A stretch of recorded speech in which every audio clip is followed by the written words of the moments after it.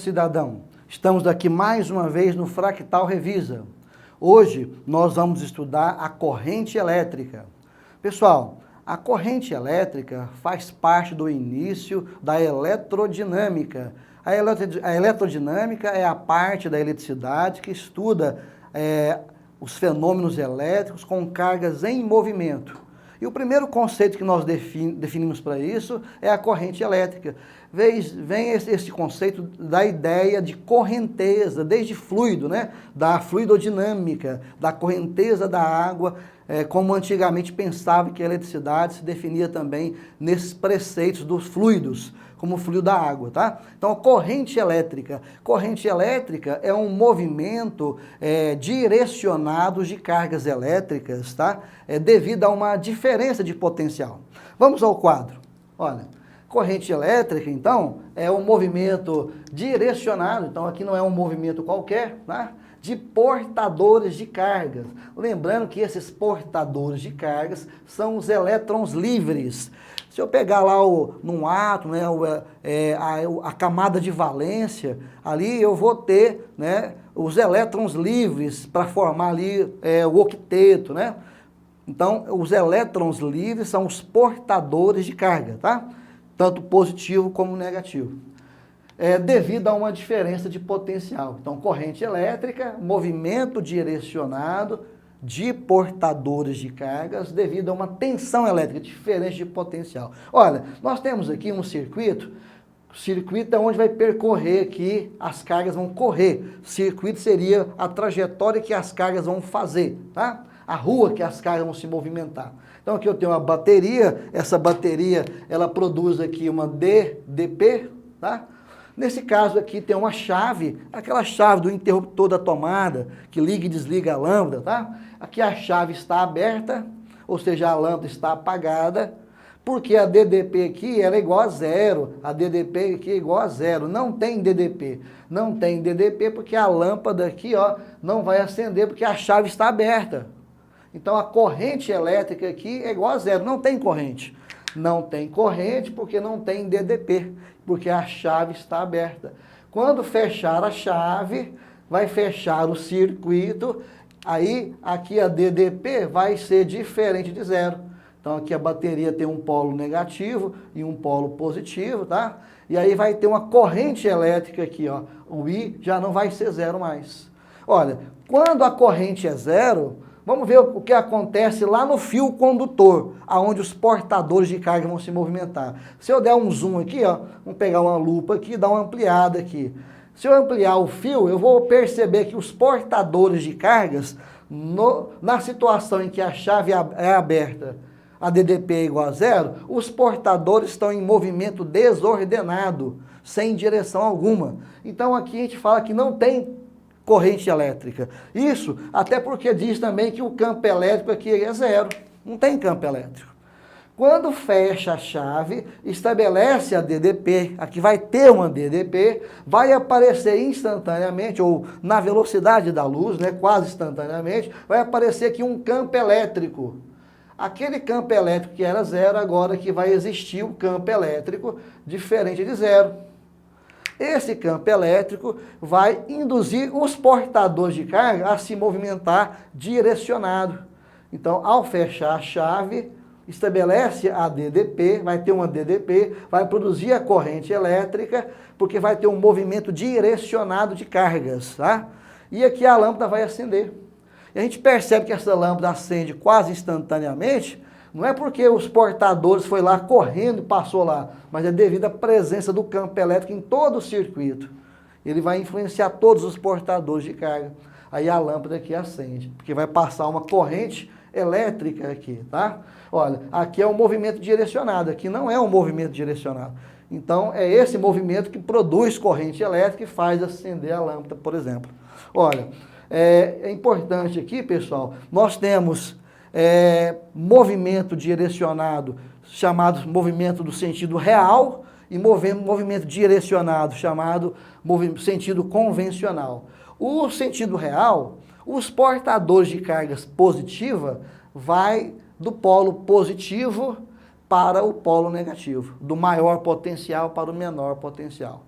Os portadores de cargas negativas vai do polo negativo para o positivo, do menor para o maior. Isso aqui é sentido real, o que acontece nos condutores sólidos, nos fios condutores. Tá? Já o sentido convencional é o contrário. Os portadores positivos é do menor para o maior e os negativos do maior para o menor. Lembrando que nos fios condutores, nos condutores sólidos, quem se movimenta são os portadores de cargas negativas. Nos fluidos, né, aí tem ambos os movimentos, tanto dos portadores positivos como dos negativos, tá certo? Olha, e nós podemos estabelecer aqui uma fórmula para isso aqui. O que o cientista pensou? Se eu analisar aqui, ó, uma área de secção transversal, se eu pegar aqui uma área de secção transversal, olha, vou pegar aqui uma área de secção transversal, eu vou contabilizar quantos portadores de cargas vão passar aqui por segundo. Aí nós temos aqui a fórmula, ó. A fórmula é o seguinte, o I, que é a intensidade de corrente elétrica, medido em amperes, tá? Medido em amperes. O Q é a quantidade de carga medida em coulomb. E o ΔT, intervalo de tempo medido em segundos. Então, o I vai ser a quantidade de cargas por segundo que vai passar aqui no fio condutor, nessa área de secção transversal. Então, a equação fica I igual a Q ΔT. Como esse Q, nós já aprendemos, vale N vezes E, onde esse N é o número de elétrons livres, o número de portadores de cargas, tá? Eu também posso calcular I igual a N vezes E sobre ΔT. A unidade de corrente é o ampere. Olha, 1 ampere vale 1 coulomb por segundo. 1 ampere vale 1 coulomb por segundo.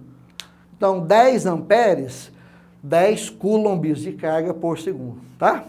Olha, nós temos o gráfico da corrente pelo tempo, e esse gráfico aqui, eu posso tirar aqui a quantidade de carga. Por exemplo, se eu rachurar, se eu sombrear esse gráfico até a horizontal, eu vou obter aqui uma figura geométrica. Nesse desenho que eu fiz, eu obtive aqui um triângulo. Mas vai ser sempre triângulo? Não. Pode ser trapézio, pode ser retângulo, qualquer figura geométrica. E a área dessa figura vai me dar aqui a quantidade de carga, que me possibilita calcular uma corrente média. I barra seria a corrente média de um circuito elétrico. Tá, pessoal? Vamos fazer um exercício? Exercício 4. Em uma área de secção de um fio condutor metálico, atravessam 5 vezes 10 a 21 elétrons durante um intervalo de tempo de 20 segundos, quando esse fio é submetido a uma tensão elétrica de 50 volts. Sabendo que E é igual a 1,6 vezes 10 elevado a menos 19 coulomb, determine a intensidade de corrente elétrica nesse fio. Pessoal, vamos aos dados do exercício. Olha, o exercício 4 nos dá aqui o número de portadores de carga, 5 vezes 10 a 21, que atravessa o fio em 20 segundos, quando esse fio está ligado em uma tensão elétrica de 50 volts. Sabendo que cada portador, né, tem carga elementar de 1,6 vezes 10 elevado a menos 19 coulomb, qual que é a corrente elétrica? A equação que nós vamos utilizar, I igual a N vezes E sobre ΔT. O N é 5 vezes 10 a 21, o E é 1,6 vezes 10 a menos 19. Quando eu pego 5 vezes 1,6 dá 8, 10 a 21 com 10 a menos 19 é 2, 10 a 2 é 100, vezes 8, 800. 800 dividido por 20, posso cancelar o zero, 80 por 2, 40. Corrente elétrica, 40 amperes. Tá certo, pessoal? Exercício 9. A intensidade da corrente elétrica de um condutor metálico varia com o tempo de acordo com o gráfico abaixo. Sendo a carga elementar igual a 1,6 vezes 10 a menos 19 coulomb, determine. Letra a carga elétrica que atravessa a secção do condutor entre 0 e 8 segundos. O número de elétrons que atravessa uma secção do condutor durante esse mesmo tempo. Pessoal, vamos aos dados do exercício? Então, nós temos aqui o gráfico que o exercício nos forneceu. Aqui a corrente está em miliamperes, que equivale a 10 a menos 3 amperes, esse milha aqui, 64, aqui 0, tá?